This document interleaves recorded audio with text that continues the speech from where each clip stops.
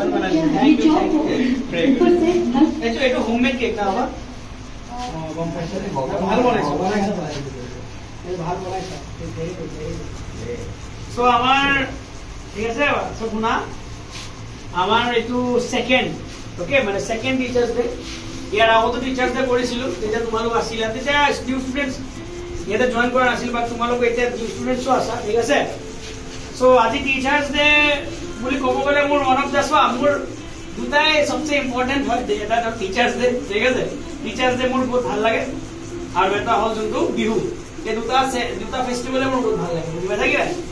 ঠিক আছে আৰু তোমালোকে যোনটো এৰেঞ্জমেন্ট কৰিছা তাৰ কাৰণে থ্যাংক ইউ কিন্তু এৰেঞ্জমেন্টত কিয় ডাঙৰ কথা কি হয় তোমালোকে ৰিজাল্ট কৰিব লাগিব ঠিক আছে ভাল ৰিজাল্ট কৰিব লাগিব ঠিক আছে মানে ইমান ভাল ৰিজাল্ট কৰিব লাগিব যাতে তোমালোকৰ ফেসটো বেনাৰত দিব পাৰো that you can shine bright that you can raise the height of success hobo so এটোৱে কই তোমালোকৰ আশীৰ্বাদ থাকিল ঠিক আছে মোৰ গুড উইশেছ তোমালোকৰ লগত থাকিল ভালকে এক্সাম দিবা ঠিক আছে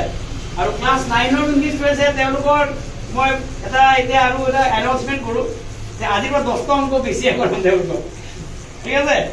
থ্যাংক ইউ